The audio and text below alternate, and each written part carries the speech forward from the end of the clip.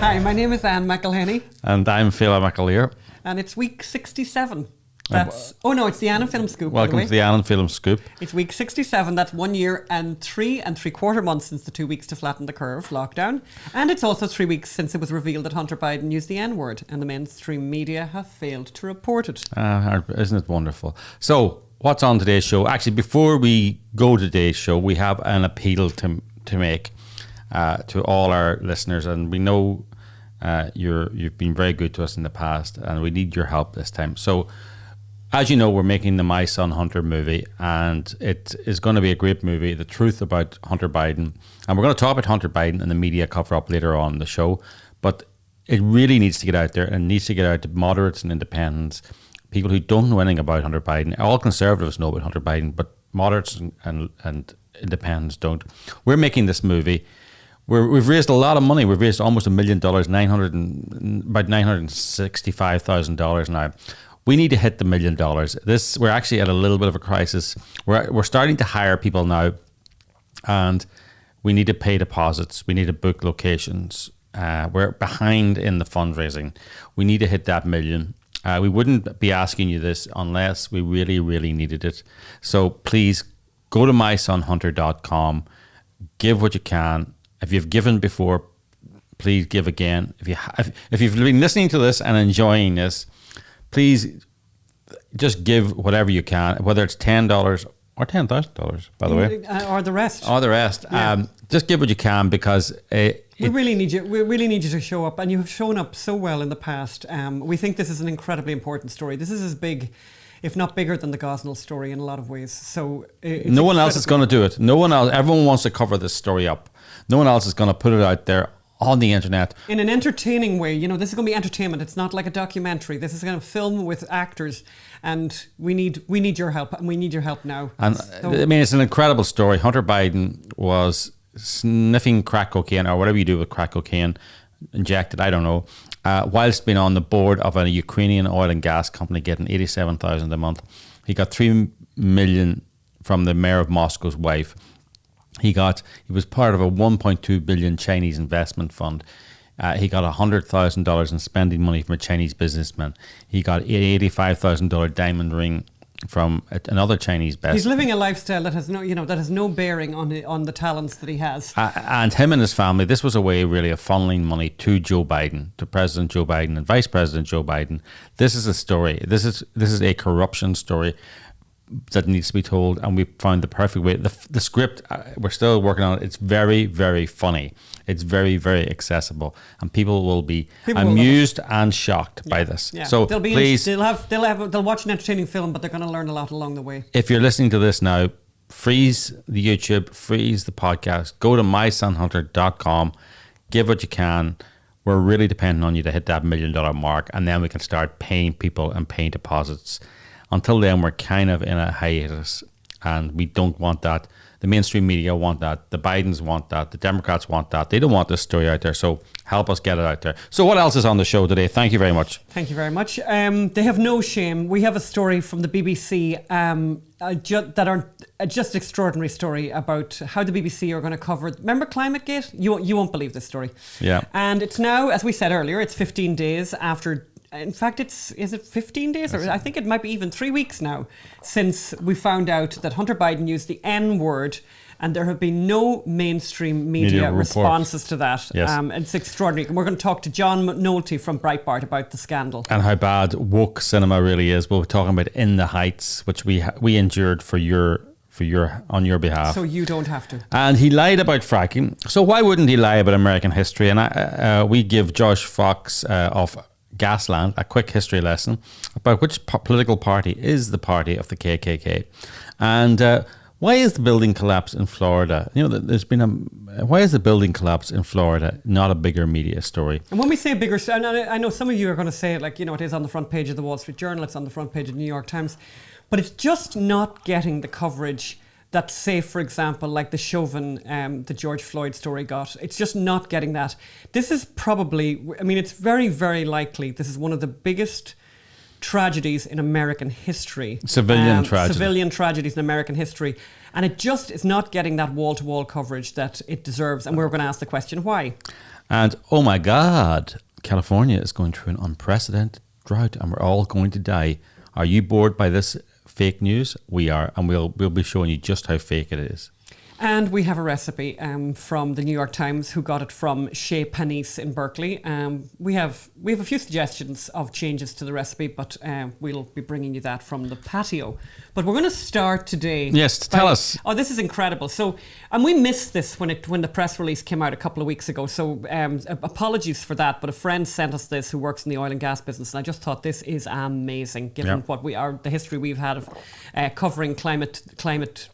Hysteria. Mm-hmm. So here's a press release from the BBC about 2 weeks ago. Can I just say something? Magda's after giving me a dirty look there. Why did she give you a dirty look? Because someone once said I drink like a calf. That's me. And also everyone I think belonging to you said that. Yes. So I took a drink of water. And it was a horrible... Right by the microphone. Yeah. And then... So one of these days, by the way, Phelim will play to you other bodily sounds that he has recorded. Phelim has a bad tummy. Let's just say he has a very delicate tummy. It's a genetic thing. Bound by the bowels, tethered to the toilet. It's a genetic thing. That's a quote, by the way, from Philadelphia. Here I come, from Brian Friel. But yes, Phelim has some... Another Northern Ireland man. Phelim has some tummy issues, and he is inclined to put the mobile phone against that tummy to record what's going on in that tummy. And I swear to you, we could sell it on the interwebs to I don't know, or to will we play a little bit of it? Okay, here's what it sounds like.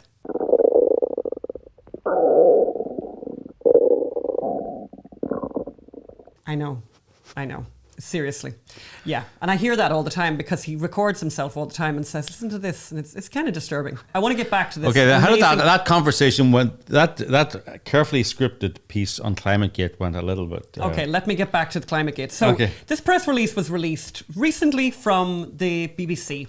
And they tell us about a new TV show that they've got called The Trick, which tells the story of world-renowned Professor Philip Jones, Director of Climate Research at the University of East Anglia. And I know some of you listening thinking, I remember something about this, who back in 2009 found himself, this is the BBC by the way, found himself at the eye of an international media storm and the victim of cyber terrorism. I thought you'd like that one, Phelim.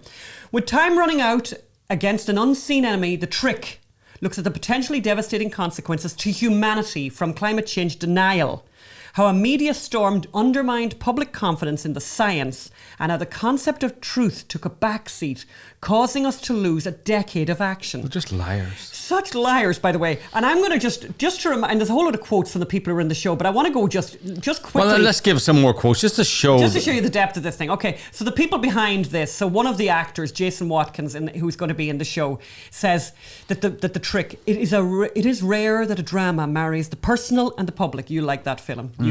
You and your what is it called? Madam Secretary. In such a compelling way. By the way, is there ever a drama in the whole world that doesn't marry the personal and the public? Fine. Anyway. It marries the public and the personal in a very compelling way. The urgent need to tackle the effects of the Earth's warming is not going away. This is the guy who plays one of the leading roles, plays Phil Jones. And you guys will remember Phil Jones. This is, and he's been depicted like some kind of hero. Do you remember I went after him in Copenhagen? Remember I dressed as a polar bear? Yes. Actually, we can put up that picture now of me dressed as a polar bear in Copenhagen climate change conference looking for Phil Jones. He didn't turn up. Phil Jones, whose own according to the BBC, according to himself, by the way, according to the actor playing him, whose own private world was so threatened from outside and whose research and efforts have been so vital globally in combating the effects of climate change.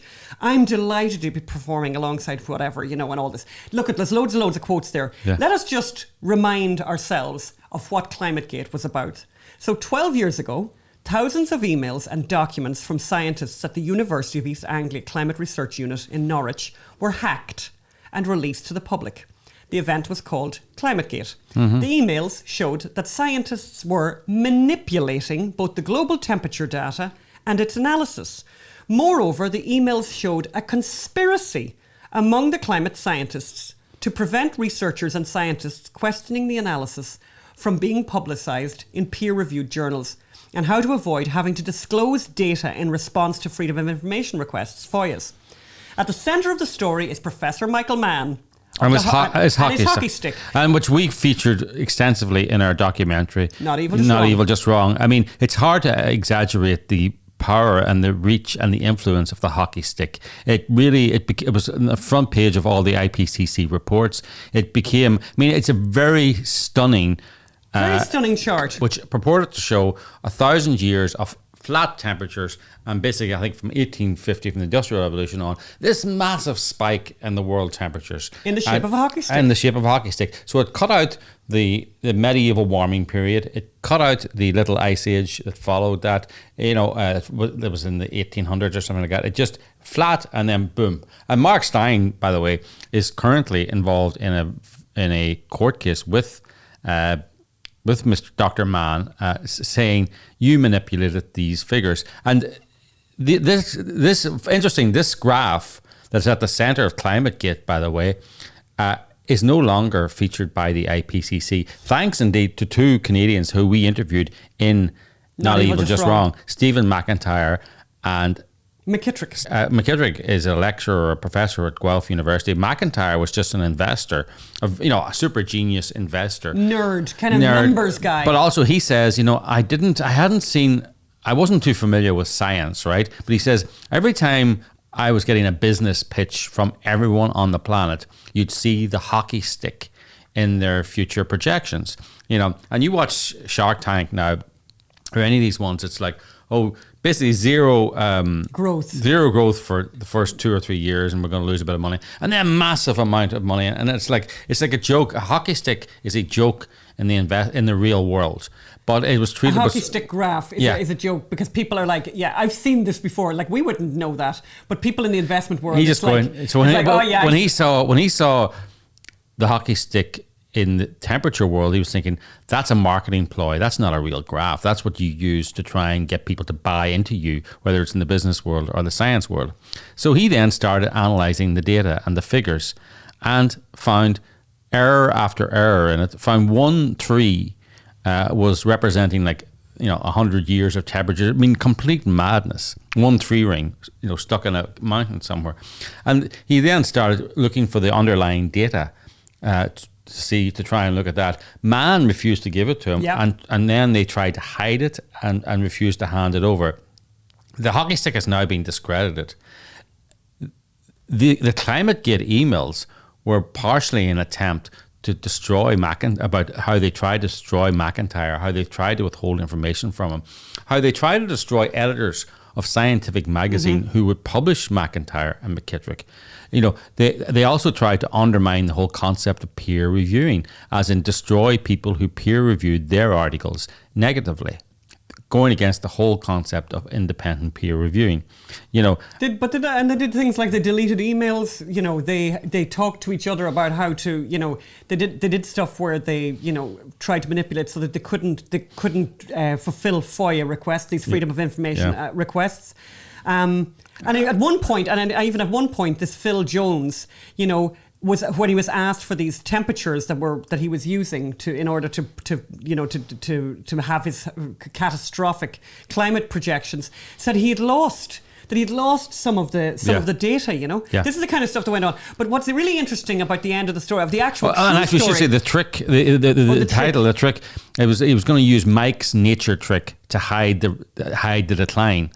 So Mike is Michael Mann. So Michael Mann published his hockey stick graph in the Nature magazine, and he'd used a trick to hide the decline in temperatures, because the last thing you want when you're trying to raise panic about global warming is a decline in temperatures. Now he claimed that this is a well-known scientific term called a mathematical trick, and complete nonsense. There's no idea that he was using it in a mathematical sense as opposed to a deceptive sense. But there was a sham investigation by Lord Rees, the president of the Royal Society, who was already a strong climate change believer, and of course he cleared the scientists and Dr. Jones of any wrongdoing, even though anyone with any common sense or any brain could see that they were up to their necks in life. But the reason I wanted to bring this story to people's attention is that I just think it's a really strong. It tells you everything you need to know about the left.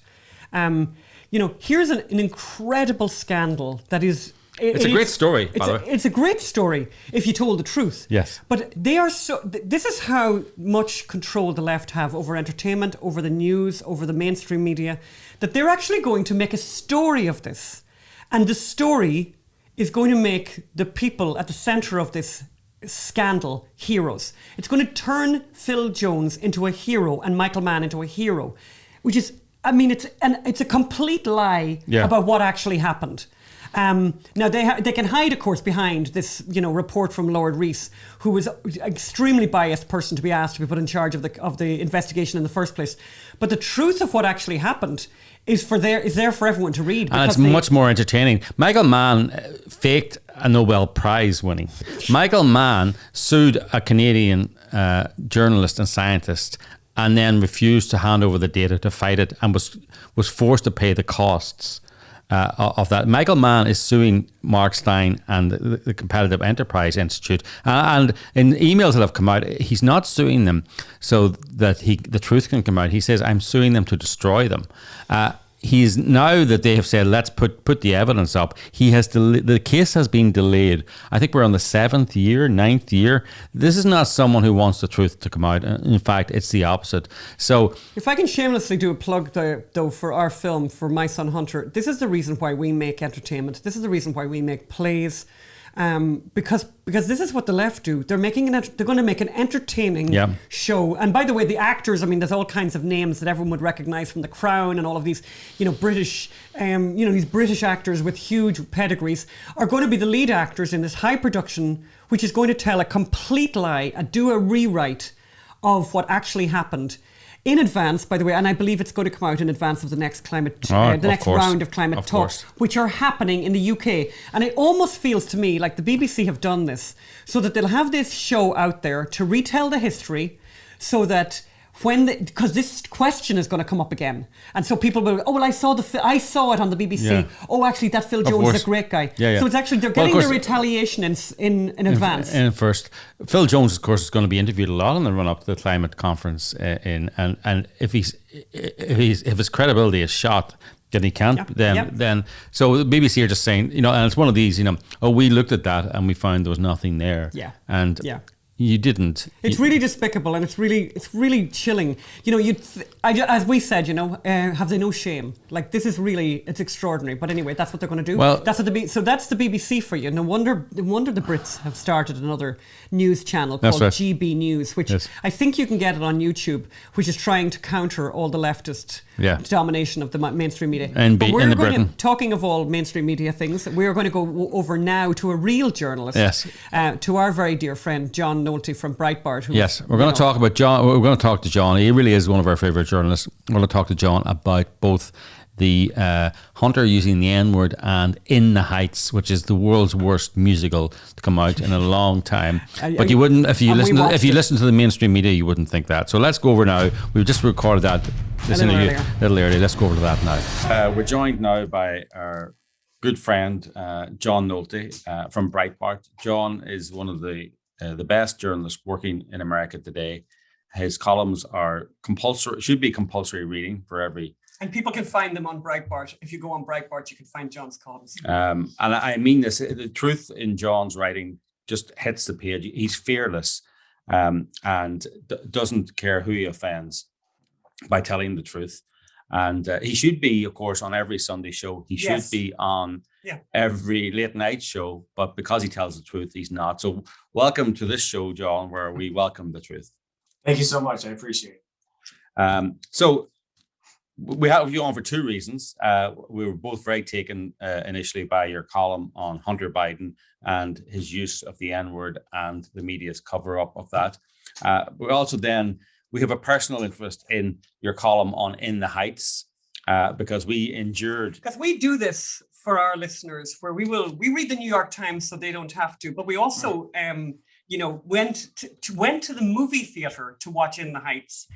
So nobody else would have to. And we will be very interested in talking about that. Yeah. So first of all, let's talk about Hunter Biden. For those who don't know the latest Hunter Biden story, and there's many of them, text messages have emerged where he liberally, and I use that word in all meanings, all senses of the meaning, liberally uses the N-word whilst talking to friends and colleagues and his lawyer. And it's been reported in a few places like the Daily Mail, like Breitbart, but in the mainstream media, it has been completely ignored. And you spoke a lot about that, John. Tell us what that says about the media, and tell us what you think it says about the society we live in. Well, obviously it says about the media that anything that can be done to protect the Bidens is going to be done to protect the Bidens. Even someone doing something that today is as cancelable or blacklistable as a white guy, a privileged, wealthy white guy, connected white guy using the N-word. I mean, you feel silly even having to say this anymore, but imagine if that was Donald Trump Jr. I mean, imagine if it was Donald Trump's 10-year-old grandson. Yeah, it'd be the biggest story in the world. But Hunter Biden is going to be protected. He can do dirty deals with China. He can do dirty deals with the Ukraine. Joe Biden can come in and do dirty deals to enrich his family, and the media do not care. They lie to us. They tell us that the Hunter Biden laptop was Russia, was created by Russia, which wasn't true. And then they buried that news through the election. And I think it's a good thing because it's so blatant, and the media's ability to cover these things up is pretty much gone. And the media is sort of in a vicious circle now, where if they tell the truth, it's going to hurt Democrats because Democrats are doing a terrible job of governing, and Democrats are corrupt, and Democrats are racist. But so they don't tell the truth, they cover it up, and then they get caught covering it up. So they're in this circle where they're exploding their own credibility. It was just a poll out, thousands and thousands of people, and throughout the world, out of 46 countries, the American media is trusted less than all 46 of those countries. It's at the very bottom. Mm-hmm. And this is one of the reasons why. The Wuhan lab theory is a lab leak theory is another example. They covered that up, and 66% of people believe that it leaked. And a plurality believe the media deliberately covered it up, and 57% believe the government covered it up. So they're hurting themselves, and they're hurting their own institutions by covering this stuff up. But if they tell the truth, it hurts them, and that's the vicious cycle that they're in. Yeah, I mean, what's happening now, I mean, it's a slow process, but they are gradually narrowing their base readership. Yes. Because, it's like, I remember the editor, I used to work for the Financial Times, the editor of the Financial Times was speaking to a banker, and he says, "What do you think of the Financial Times?" He goes, "Your coverage is great, except about banking." Right. and it's basically, everyone thinks the New York Times is great until they cover a story that they happen to know something about. Yeah. And then they realize, well, they just made that up, or they're covering up relevant details. That's another thing to do. Is they cover up relevant details or context, that great word. And people go, and then somewhere in the back of their mind, they're thinking, when the next time they read another story in the New York Times is, did they do to that subject what I know they did to my subject? And the other thing that they're doing is they're boosting Trump's credibility, because he leaves office and all of a sudden we're learning that, like he said, 𝙀𝙤𝙤𝙃 helped. Mm-hmm. We're learning that Lafayette Square was not cleared so he could do his walkthrough. We're learning that the lab leak theory is a legitimate theory. So he continues to gain credibility, especially among his followers, because the media continues to lose credibility. Yeah. And they're swirling down the drain. 26% approval is just unbelievably bad. And all the institutions they try to protect, you look at Dr. Fauci's approval ratings, they're down. Approval of the federal government is down to 11%. So they're destroying all these institutions with their lies. But again, if they tell the truth, they're either going to help Republicans or they're going to hurt Democrats. So they've just decided to lie and lie and lie. And what you said is correct. They're trying to hold on to their base, because they know if they lose their base, if they lose the hard left, if they lose that 1 to 2 million people that love being lied to, they're done. I want to go back just for a minute to the N word, because I think you've written more than one article about the Bidens and racism, and I saw a recent one that you wrote where you had a score, and I think it was 33. I think it was 33. You can correct me. To the Bidens and 0 to the Trumps in terms of racist remarks. It's really funny. Just my thing is, when people talk about racism, I'm always kind of like, I remember meeting a racist one time, and I got such a shock when this woman said something to me, and I thought, oh my God, I felt bad afterwards because I wished I'd said more, because it was a cocktail party, and it kind of came at me. It was so sudden and so unexpected that I was like, oh my God. But then when I looked through your article and obviously what we're hearing about the Bidens, I think Joe Biden is actually a racist. I think is an actual racist, which it's so unusual to hear one. But can you speak to that a bit? Because John did this scorekeeping thing, and I thought it was very interesting. Yeah, in a sane world where we looked at things like grown-ups instead of babies, and we remove the rules created by the fascist left, I don't think what Hunter said was racist. I think it was slang. Yes, because he was saying it in a very specific way. I don't want to repeat it here because media matters, so I'll put it on a loop forever. But he was saying it in a way. He was saying it to a white person. And I don't consider that racist. A lot of people, he looks a little silly doing that at my age. But a lot of kids grow up. That's what they hear, because Black culture is so much a part of their culture. But Joe Biden is something entirely different. Joe Biden is obviously a racist. I mean, he's as recently as the 2020 campaign, he was defending segregationists, talking about how they were his friends. What's more evil than a segregationist? And the way he talks about Black people, it's very, one of the most telling things about racism is how in the Democratic Party, because everyone has to remember, the Democratic Party was backing slavery, Republicans were fighting against it. The Democratic Party created the Ku Klux Klan. The Democratic Party created segregation and Jim Crow. That was all Democrats. And now the racism is patronizing. And now there's a great scene in the movie Malcolm X, which is one of my favorite movies, where Malcolm X is a child and the teacher comes up to him and he says something like, "I want to be a lawyer." And the white teacher comes up to him and says, you got to lower your expectations. You got to be a janitor or something. And in the movie, that is portrayed accurately as unbelievably racist in a way to keep people down. But look at what Democrats like Joe Biden are doing today. They're all doing that. They're all telling their students, you can't make it in America. Don't even try. You're going to fail. The system's against you because you're Black. And that's really where Biden's racism comes through. And it also comes through in just the stories he tells and the way he refers to Black people, because he gets caught telling the truth. And he was buddying around with Robert Byrd, who used the N-word on television as recently as 5-6 years before he died.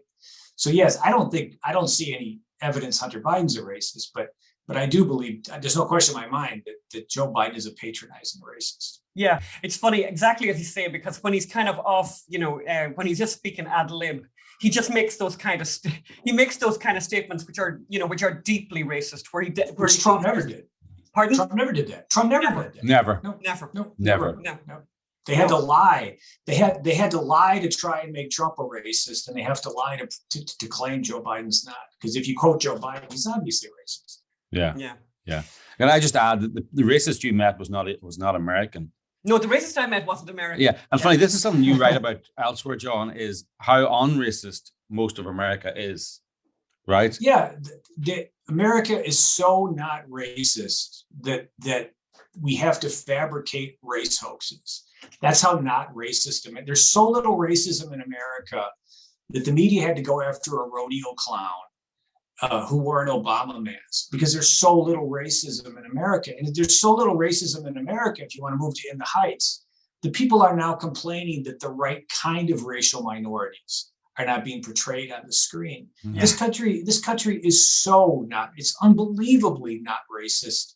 And it's so racist that when there's an actual piece of racism, that the media explodes over it for weeks and weeks and weeks and blows it all out of proportion. Yeah. Because they're so desperate. But most racism that we're told is racism, we end up discovering is just a total hoax. Yeah, but the other point that I love to make about racism in America is it's very weird. So apparently, according to the Democrat narrative, being black is a complete disaster, and everything is going to be really hard for you. And then we have these many, many, many cases growing all the time of people who are white who basically change their skin color to become black, to find themselves identified as black. I mean, why would you do that? Why would you possibly do that? And those people who did that, things worked out really well for them. Yeah, life is Rachel Joselle, good Sean example. King. Sean King. Elizabeth Warren. I mean, it's Elizabeth Warren. No, Elizabeth Warren. Yeah. Exactly. And it's like, so it's almost like, it totally tells the lie to the racism idea. It's like, okay, but I'm actually going to change my skin color to be black because it's an advantage. I mean, what they're actually telling us is there's an advantage in that. Because they wouldn't do it otherwise. These aren't stupid people, Yeah. But you wanted to move on to In the Heights. Yeah, In the Heights. So just to let people, people who may not have seen it, who are lucky enough not to have seen In the Heights. Yes. In the Heights was the musical that Lin-Manuel Miranda, God bless him, wrote, before Hamilton, before the monster hit Hamilton. And we'll play a little clip of it, of the trailer now. What does sueñito mean? Sueñito? It means little dream. That's it? No story? All right, everybody sit down. It's a story of a block that was disappearing. In un barrio called Washington Heights. The streets were made of music. I am Usnavi, and you probably never heard my name. Reports of my fame are greatly exaggerated. People that I know. They're talking about kicking out all the dreamers. But every day is different, so it's time to make some noise. We had to assert our dignity in small ways. Shh. Just listen. Little details that tell the world we are not invisible. Ignore anyone who doubts you. In the Heights, I think the flag upon display. We came to work and to live, and we got a lot in common. I came from miles away. DRPR, we are not stopping. Every day, until the day we go from poverty to stock options. Today's all we got, so we cannot stop. This is our block. In the Heights. Okay, so yeah, he wrote it, and it was wasn't even a minor hit. I don't think I'd heard of it before Hamilton. So then, once Hamilton was the hit, they decided to make a movie of his previous iteration, because it was about Hispanic life in America, and it's in the very timely. Washington Heights in New York, set back, and it's recent, set in modern times, and. We went to see it. It's 2 hours, and we went to see it in the movies. We went to see it in the movies. I think it was our first movie back, was it? Yeah. Well, no, we've been to 2 movies back. The other movie, I was trying to remember what the other one was today. We were on our own. We were on our own. Like, we're the only people in the movie theater. We weren't on our own for this one. No, that's In the Heights. We suffered through 2 hours and 15 minutes. I think it's 2 hours, and I looked at John's article earlier. I think it's actually 2 hours and 23 minutes long, which it feels a lot longer. And by the way, I want to just say one thing. There are movies that are that length that aren't long enough. We went to see Once Upon a Time in Hollywood, and when it ended, I thought, there's no way this is over already. I watched that this weekend again. It's a perfect movie. It's a perfect movie. And it's one of those great movies, Once Upon a Time in Hollywood, one of those great movies that when you watch it the second time, it's different because of what you know the first time. The first time, it's a feel-good movie. The second time, it's a tragedy. Well, don't be telling people. No, I'm not saying. That's the way I felt about it. I just think it's as you said, John. It's absolutely perfect. We've seen it, I would say, 10 times. At least 4 of those or 5 of those within the movie theater. Yeah. And we're trying to get tickets to get to Tarantino's movie house to go and see it again. Yeah. Wow. So let's go back to In the Heights. In the Heights. So 2 hours, 15 minutes. 23. You quite rightly, you looked at it from the woke point of view. You were so smart, you didn't go and see it. But I mean, it's terrible to say this, right? But the overbearing wokeness of it is the least awful thing about it. Right. You disagree. You felt the wokeness a lot more. Funny, I think I went to the bathroom during a particularly woke moment. I think you missed a whole woke situation. I missed, so I just caught casual wokeness. I want John to just give our listeners, by the way, just a little bit of background to the hype before the film came out, because I think that's really impressive and interesting and instructive. Yeah, this was one of those movies where the media gathered around it, because most Americans, I think, probably heard of Hamilton. They don't know who Lin-Manuel Miranda is. No. Because he's not, but he is a god among the left, because he made Alexander Hamilton black, and it was a big hit on Broadway. And this guy's supposed to be the king of woke. He's gonna push the country this way and that way. And so this movie had to be a hit, and it had to be a hit also because it was a woke movie, and it was a celebration of a certain skin color, brown. And so the media, especially on Twitter, sort of film Twitter as it's called, tried to create this cascade with the phony premise that basically the movie was already a hit, and if you didn't get on board, you were going to miss being a part of the cultural conversation. Mm-hmm. And the expectations for the opening weekend were minimum 20 million, maximum they were talking 40, 50 million. Yeah. And of course, I think it made 11. And it's just another lesson that Twitter isn't real life, and that the media is very, very much losing its influence over everyday Americans. Because if you looked at the trailer for the movie, and I didn't have to go to the theater to watch it, I could have watched it for free at home, but there's just no way in hell I'm going to sit through something like that. And it just felt oppressive, like, oh, we're so happy to be Hispanic. Oh. I'm not. Yeah. And then you see the runtime, 2 hours, 143 minutes of this. And my wife is Hispanic. My wife was born in Mexico. She's a Mexican immigrant, and she loves her heritage, but but she loves things about her heritage that matter, like tradition and morality and her faith. That's what matters to her. And her Americanism, that matters to her, not just celebrating the fact that her skin color is brown. Yeah. So it just felt very oppressive. And I think people caught on that it was just a big hoax as far as how this thing was going to be. I mean, they said it was going to be the summer hit of the year. It's just ridiculous. Yeah, I mean, the word of mouth on it will be terrible. It dropped by 60%. Yeah, because I mean, it's like, that thing where you say to people, oh my God, you have to go and see this. I mean, this is like the exact opposite of that. I mean, I'm, evangelical about it. I'm saying to people, like, because I really like musicals. So I'm like the perfect person for this. We went to see, which you mentioned in your review, we went to see The Greatest Showman, which I cannot recommend enough. I mean, it's just perfect. It's a perfect film. It's incredibly entertaining. I mean, the problem with this film is there is literally one note, and it's a musical. The same note is throughout. And as you pointed that out really well in your review. I mean, and you haven't seen the film. I can tell you, having seen the film, there is one note throughout.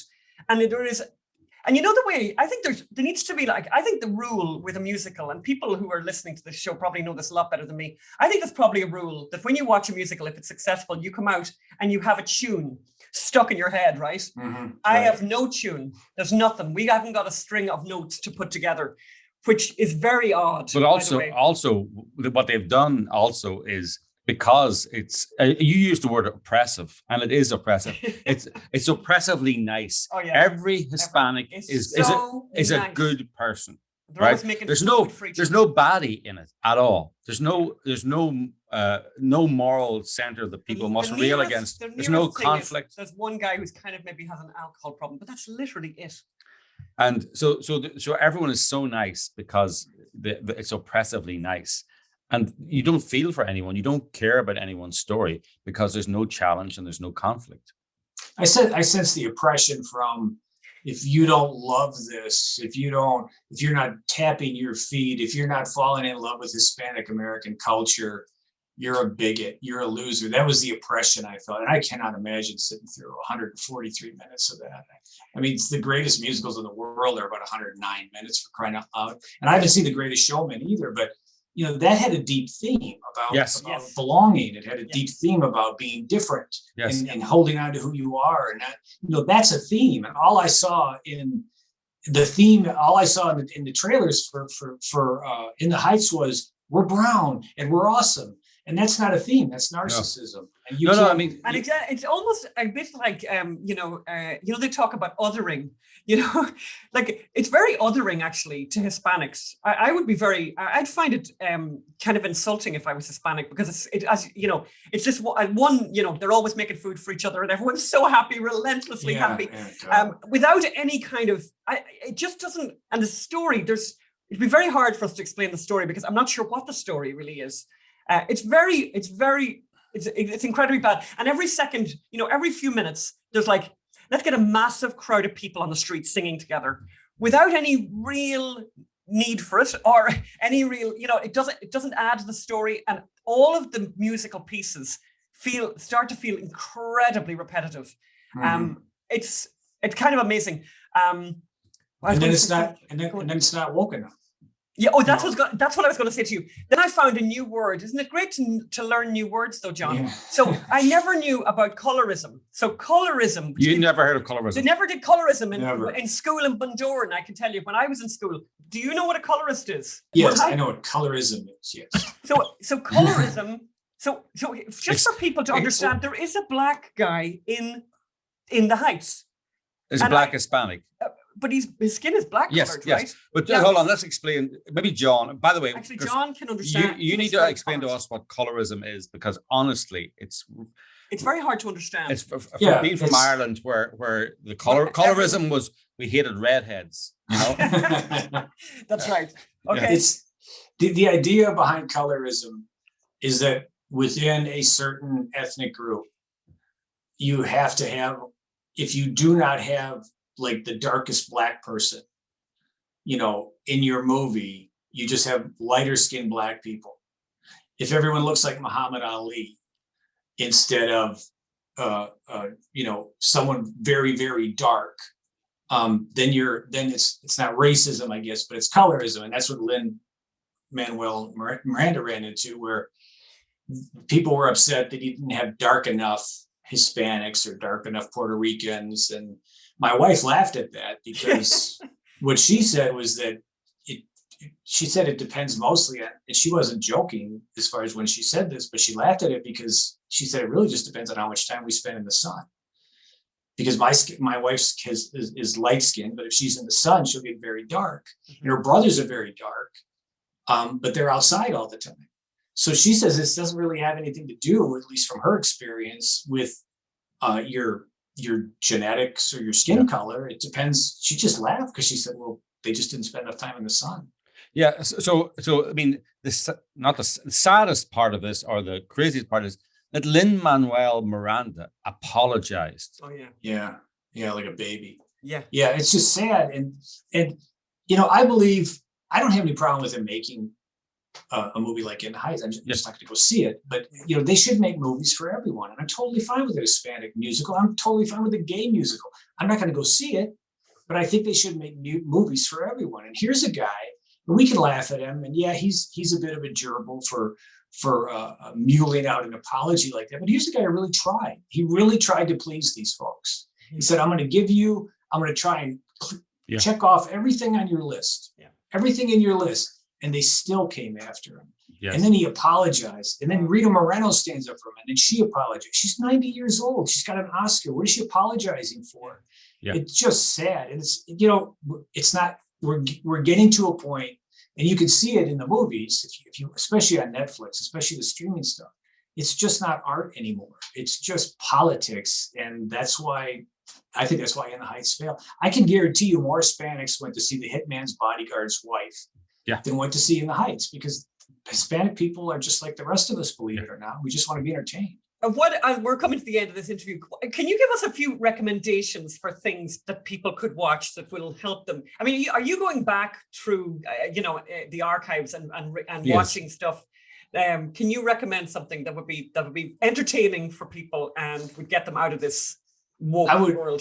The movie that I enjoyed, the newest movie that I've enjoyed so far, is a movie called Nobody. And it's an action movie with the guy from Better Call Saul, who you wouldn't believe would be an action hero. But it's 90 minutes, and it just moves along. It's written by the guy who created John Wick. and it's apolitical, and it's just totally fantastic.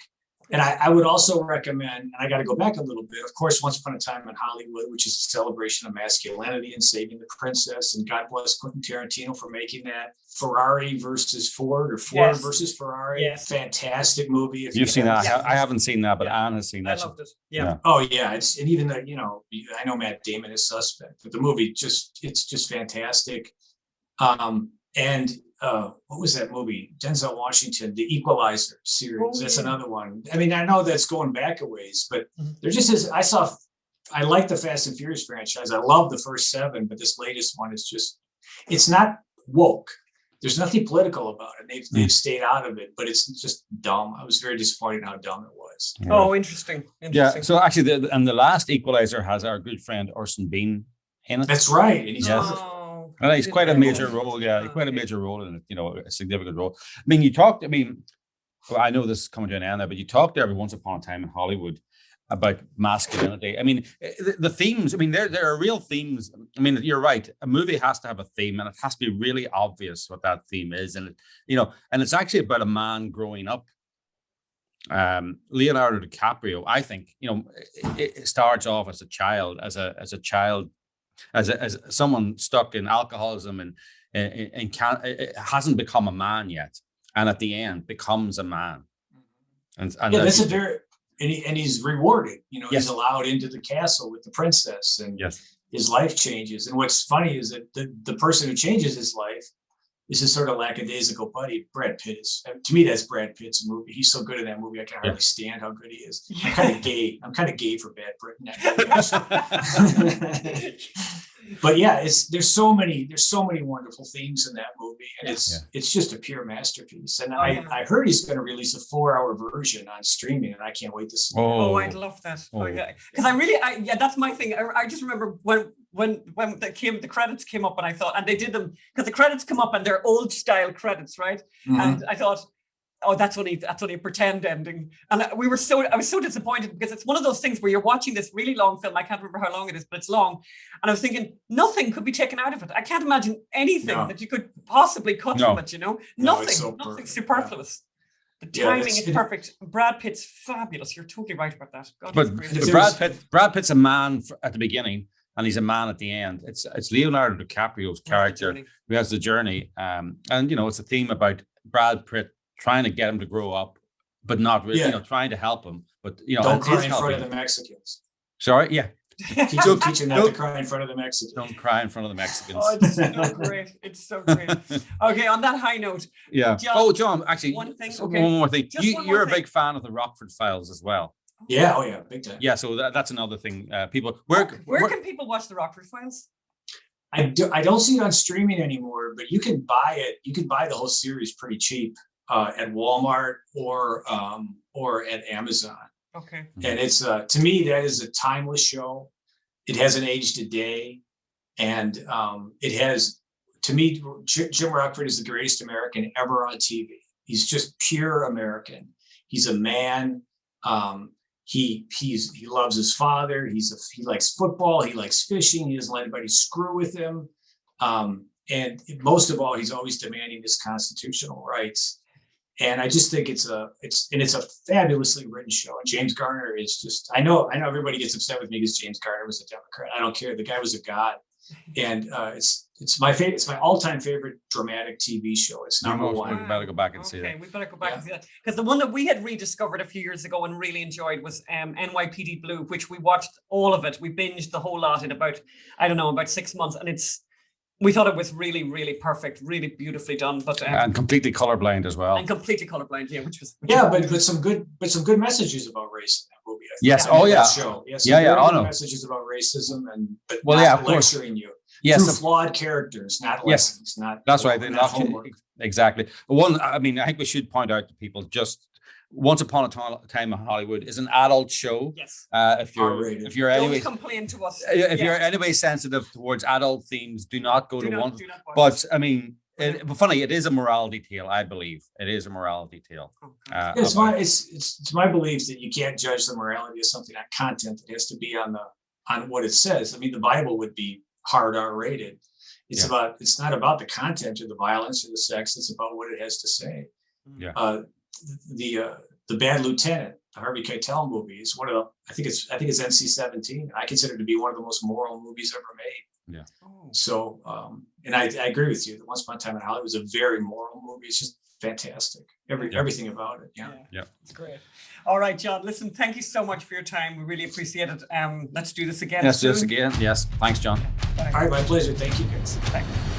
That was great. We need to have John on really regularly because Yes. I also want to find all of those all those movies and stuff that he recommended, and the Rockford Files. We'll look up how to purchase the Rockford Files and we'll put it in the show notes because I think that could be something we'd like, because one of the things that we watch sometimes at night is Columbo, which with my mother's all-time favorite, by the way, Columbo. And it's what's really funny about watching Columbo, and you can watch it on, what's that TV channel called? TV Me or something. TV Me or something. And basically you're like, oh my God, look who that is. Like they'll have people playing bit parts who then become like these massive I think actors. Steven Spielberg directed one of the early Columbos as well. Yeah, that wouldn't surprise me at all. Yeah. So tell us about Josh Fox. Yes, he lied. You know, he lied about flaming faucets. Let's have a look at that flaming. Let's have a look actually at Josh Fox. And me asking Josh Fox about the flaming faucet scandal. So Josh Fox made a movie called Gasland, attacked fracking, basically started the anti-fracking movement. And the scene that went around the world was somebody lighting their tap water on fire out of their faucet. Let's have a look at how that crumbled under the smallest amount of questioning. Most people watching your film would think that lighting your water started with fracking. You've said yourself, people lit their water long before fracking started. Isn't that correct? Well, yes, but it's not relevant. So then what Josh Fox's response to that was to shut everything down. He got that pulled off YouTube, that clip pulled off YouTube. We put it up on another outlet. He got that pulled down. We eventually had to set up our own server, and put it on our own site so that he couldn't get it taken down. He hates the truth. He wants to censor it. And then, remember in The Sky is Pink, he lied about breast cancer. Yeah. Boy, he didn't like that when you attacked him. Questioned him outside the premiere of what was the premiere of Gasland 2? Quite a funny story, because we walk along in New York and I said to Phelim, don't go nuts when we get here to the press line. Don't go nuts. Don't be shouting. Don't be shouting. Me shouting, is it okay to lie about breast cancer? Because suddenly when you're confronted with these people and you see them, well, he lied about breast cancer. He lied about fracking causing breast cancer. The American Cancer Society and doctors pulled him up on it. He then refused to withdraw the film, but interestingly, didn't include the breast cancer story in his Gasland 2. And it's like, well, if it's causing breast cancer, it should be the only thing in the story. Yeah. And if it's not, then you need it's to say it. You know it's not true, and you need to withdraw your other film. Anyway, that's a long way of saying. Actually, it's very funny. It ties in with what we were talking about earlier with John. He tweeted. Oh no, he pushed out somebody's tweet. And wrote, oh, this is wonderful, this is amazing. Some guy, Michael Jorstad, wrote, man, it's so hard to come to this country and learn English. For example, there's a silent K in the word night, 4 silent Ks in the words knick-knack, and 3 silent Ks in the word Republican. God. Yes. 3 silent Ks in the word Republican. Yes. Yeah, he really does need a history lesson. He does. Like, who created the KKK? It was Democrats after the Civil War. Remember when the Democrats fought to preserve slavery, and 300,000 Republicans died fighting them to free slaves. Do you remember that? And then do you remember when the Democrats created the KKK as a kind of militia to kill blacks? And then do you remember the Democrats did Jim Crow? Do you remember that? And then remember the Democrat politicians and sheriffs attacked civil rights marchers. Do you remember that? Mr. Silent, 3 silent Ks. There is a lot of silence about KKK, but it's coming from Democrats because they're embarrassed about their past. So this is. I don't want to dwell too much on this next story, but it's worth saying there was that building collapse. Is it Surfside in Florida? Yes. Yeah. I mean, it's. I don't think it's been a tragedy like this in a long time. There's been Oklahoma City bombing, right? There's been plane crashes, right? But this is a building collapsing over in a minute, with families gone, dramatic rescue scenes. Over 150 people missing. That at this point, we're days and days later now. And it's not really dominating the news like it should be. And I think there's a number of reasons. I think the main reason is because the local mayor is a Democrat. So you can't attack Republicans for this. They'd love to, I'm sure, but you can't. If you want to blame local authorities, you're going to have to blame Democrats. I think the other reason is, I think John Nolte referenced it too. The media is broken. They're just obsessed with Trump. They're obsessed with racism. They're obsessed with wokeism. They're obsessed with transgender rights and all that. And they are not obsessed with humanity. They don't care about humans. They want everyone to. And I mean, I wonder too. I think many of the people in the buildings are Jewish. Maybe and Jews in the liberal Democrat media complex, Jews have this weird place in it where they're not,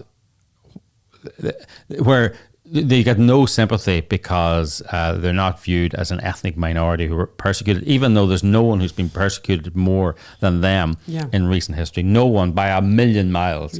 But there's an anti-Semitism, or it's just, I don't know if it's anti-Semitism, but it's the Jews don't deserve our sympathy wing of the Democrat Party and the liberal media. And, it's and I suppose it's wealthy Florida. Democrats don't like Florida. They don't like people from Florida.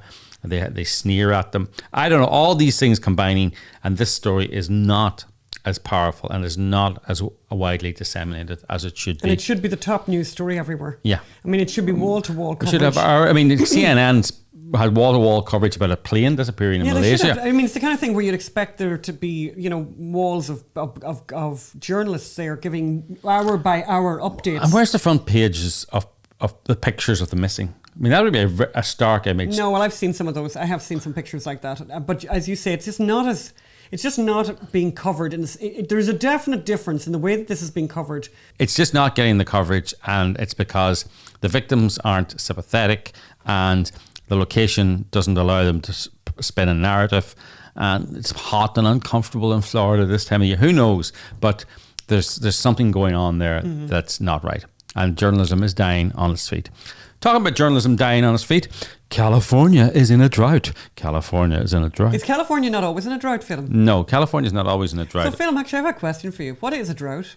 Well, apparently we're in the middle of one. If you read we'll just throw up a couple of headlines there, but it's almost boring, of course, But that does remind me of the last time. Do you remember the last time there was a drought? We were lucky enough to live here during a drought. I think it was from 2012 to 2017. There was very, very little rain. And boy, were we sick. I've been told we were in a drought. But actually, we took it seriously.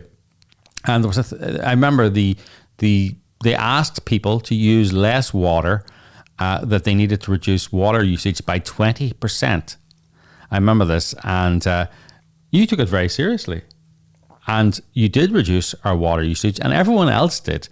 And in fact, they reduced it by 25%, more than they were asked, which goes to show you don't need regulations. You just need to appeal to people's sense of well-being and sense of community and sense of we need to do something doing the right thing. And do you know what happened? I mean, the thing that really got me going then was, do you remember what happened next? No. So everyone reduced their water usage by 25%, massive, and it really saved the state from really having these catastrophic water shortages. But you've got the LAWDP, the LA Department of Water and Power. Suddenly they had a 25% reduction in income. Right?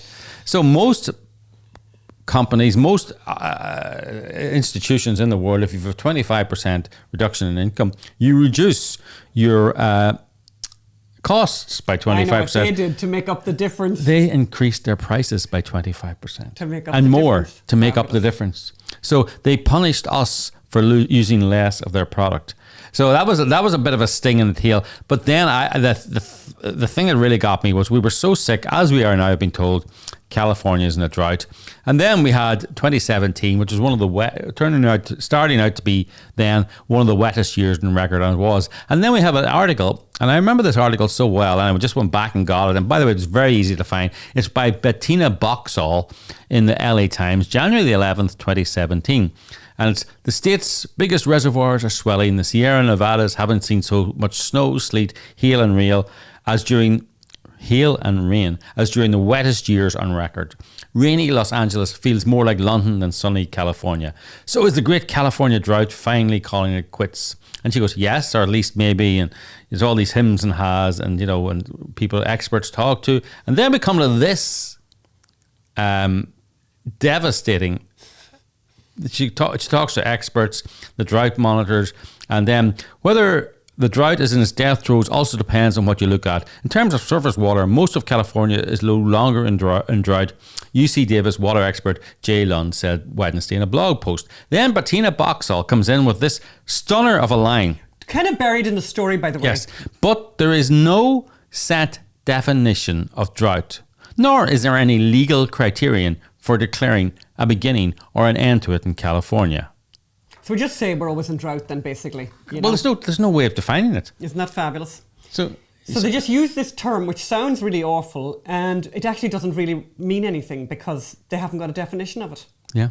So they can use it. So I would go crazy out on a limb here, Phil, and say that there's a possibility in California that they use the word drought politically. Is that possible? You're saying science could be politicized, Dan? That's a lot to say, Phil. I wouldn't want to say that. Given everything, because we were so. Because scientists are so. Well, we've had such a fabulous representation of scientists in the last year and a half. With the pandemic and everything. Yes. They've been so consistent in everything. It's been so easy for people to follow the science. Yes. Follow the science. Don't wear a mask. Wear a mask. Wear 2 masks. Yeah. Now don't wear a mask. Get vaccinated. Get vaccinated. Doesn't matter anyway. You have to still get tested all the time. Yeah. Yes. Children don't get the disease, but they still have to be But we're going to vaccinated. vaccinate. I'm going to force them to be vaccinated, Yes. by the way. The thing that I thought was extraordinary this week was this story, talking of the science, of the Make-A-Wish Foundation. The Make-A-Wish Foundation, so nice. Make-A-Wish Foundation, children with cancer getting to go to Disneyland and all of that sort of stuff. Now Make-A-Wish campaign are going to only give the Make-A-Wishes to children who've been vaccinated. So there you are dying of cancer, and they're going to force you to take a vaccination that you don't need, which by the way could potentially have some worrisome effects, especially. And here you are, and by the way, you're just this little person, and little people are not. I mean, look at the numbers. Why is no one looking at the numbers? Children don't die of this disease. But I just thought it was a horrible thing that the Make-A-Wish Foundation would do that to children. Really, really That's horrible. science, and California. It's so. I just want to talk about this story. Actually, I just got an email there from Mike Bonin, who's our local representative here in Venice, and. When Sheriff Villanova said he was going to clear Venice Boardwalk of its homeless, suddenly Mike Bonin got a recall notice. Yes. Recalls are wonderful. So he's been told he's going to be recalled for creating this Venice monster. He suddenly said, we're going to clear everyone on Venice Boardwalk is going to be offered a home within the next 6 weeks. Right? Everyone. And I got an email. They've moved 19 people. Wow. Right? Before they even went there, they moved 19 people. And then he's going to do it in stages. And these volunteers, and not volunteers actually, highly paid part of the homeless business. Industrial complex. Yes, homeless industrial complexes, right? They're going to go there and they're going to offer people transition housing or permanent housing. And however, the one thing he doesn't say is, and then when they move out, it's going to be cleared and then they're going to move on to the next section. What he doesn't say is, what happens if people say no? Yeah.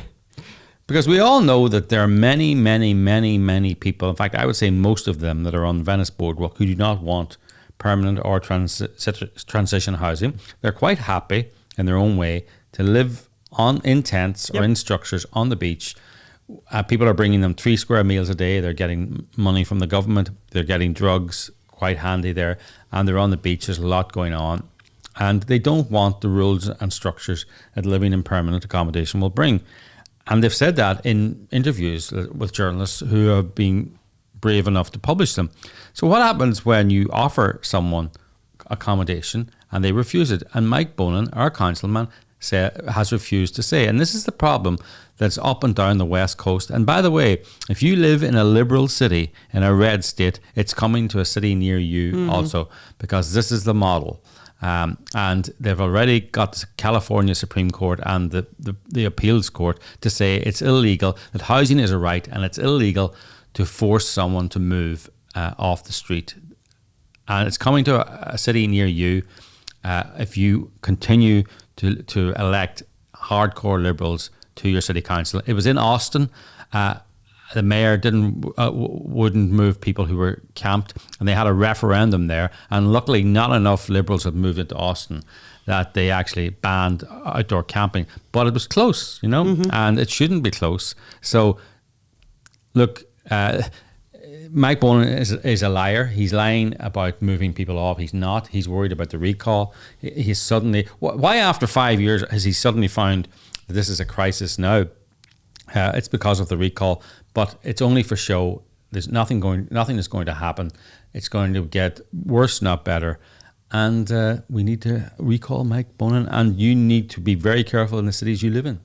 Yep. That was a great story, but I don't think we've time to do it today about the Passmore. So actually, it's kind of a cookery. All right, do this one story here because it is kind of an interesting one. So this is a story Phelim just spotted in the LA Times, right? Yes. About a Michelin-starred restaurant. No, it's about a fish farm that supplied Michelin-starred restaurant called Passmore, and it's Mr. Passmore, a former Marine, and he basically trucked up to this ranch, and he noticed his neighbour was had a fish farm, and he thought, I could do that as a hobby.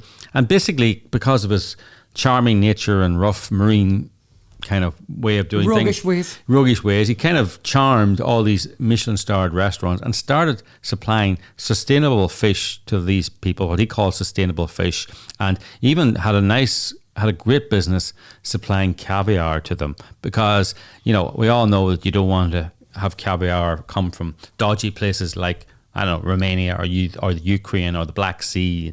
Who knows what the environmental consequences could be. By the way, these people are smart, and they've been fish farming there for a long time, and they're it's the idea that it's keeping a lot of people in work in very poor countries, but.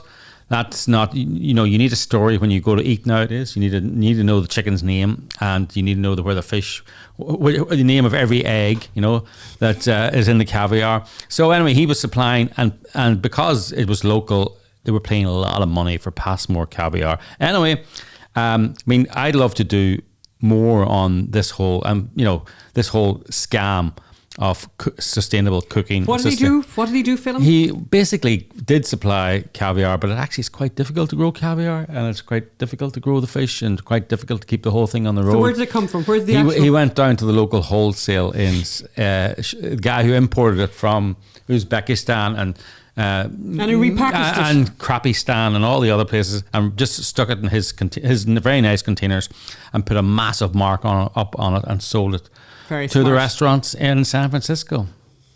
There you go. Very shocking. Listen, all the sustainable food is a scam. It's actually evil as well, because it stops poor farmers in poor countries from getting ahead, and shuffles money to rich hobby farmers in this country who don't need the money. Oh dear.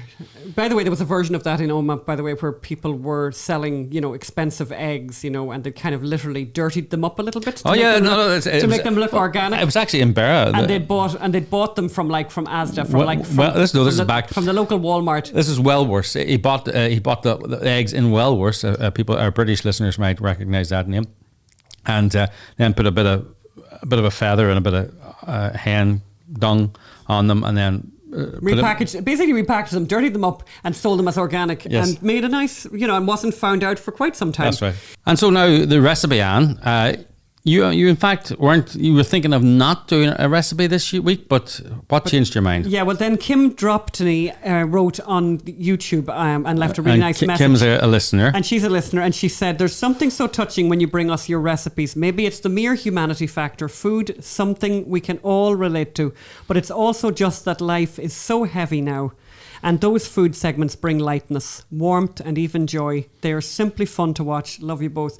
So my plan to not do a recipe then was just very spoilt by getting this, because I thought I really better do a recipe. So what is the recipe today? So the recipe today. So this is a recipe that I got from the New York Times, and the New York Times got it from 𝙎𝙤𝙤𝙤𝙤, and it's called a blueberry cobbler. It's incredibly easy to make.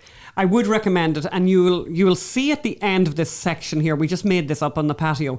You'll see Phelim got to do a taste test, and I think pretty much almost took the sheen off the plate. Yes. So basically, heat a lot of scraping going on. Heat the oven up to 375 degrees, and prepare the berries by putting them into a bowl and tossing them with sugar and flour, and then to make the dough. So it's kind of an interesting dough. Well, how much? Many blueberries? 4.5. And so 4.5 cups. We'll put the whole recipe up anyway. But about 4.5 cups. The blueberries I used, I bought a huge bag of blueberries. You did? In Costco, and I'd had it for a long time, and I sort of thought, you know what, I need to move that on a bit. So, and by the way, it hardly made a dent in the bag of blueberries. It was such a big blueberry bag. But if you have blueberries or whatever, actually, you could do this with any berries that you have in the freezer. Set them aside. Then to make the dough is it's a very unusual recipe, I thought. It's 1.5 cups of flour, a half a teaspoon of kosher salt, 1.5 tablespoons of sugar, 2.25 tablespoons of baking powder, and 6 tablespoons of cold butter. And just move, with your own hands, just break that up until it looks like sort of fine breadcrumbs. Then you add the cream until that brings the whole thing together. Oh, you add the cream into it. Then you add the cream into it, and it brings it makes it into a dough. And then just with your own hands, make the dough into these patties, and you'll see the patties there. I think I might have made more. I think I might add some more if I was to make a change to this recipe. Put the patties, basically then put them just on top of your blueberries that have already had some sugar on them and a bit of flour on them. Or maybe use a smaller dish. Maybe I should have used a smaller dish, but we put that into the oven at 375 for, I think, 40 minutes in the end, 35 to 40 minutes, depending on and bring it out when the blueberries are bubbling and the patties on top, the little patties on the top of all. Anyway, look at Phelim having a little. I have to say munch. It was delicious. That was like my breakfast. It was really, really nice, and ideally you would have that with vanilla ice cream, but we just had it with heavy pouring cream. But I would say I'd recommend it. So what did you change that recipe from? I didn't change it, but I would change it. In future, I wouldn't have used such a huge baking dish, I think, and I would have made But I think it doesn't actually matter. It's a very forgiving recipe, which is I'm always in favour of. And it's super easy. You cannot go wrong. You basically can't go wrong. And I have to say, berries that have been caramelized with a little bit cooking, with a lot of sugar, not a lot, and actually not that much sugar, but a bit of sugar. By the way, 1/3 of a cup is not nothing. Hard to beat. And then with that lovely, and the top is like shortbread. It has a shortbread. Yes, it does. I can confirm that. I think it could be in a heavy rotation in the future. Heavy rotation. Okay. We've come to the end of the show. Thank you so much for tuning in. Yeah, Thanks very much for all the messages. By the way, I only read out the one today, but. We're getting some lovely messages. Really lovely messages. I'm going to read out some more of them next week. But we've got a special one next week for a special guest next week. Special guest next week. A very special guest. Yes. You'll have to find out who that is. Straight off Fox News. Yes. Yeah. But don't forget, go to mysonhunter.com. Give what you can. You heard John Nolte talk about the cover-up that's going on. It is there. It is real. And we need your help to expose it. Thank you. You. Bye.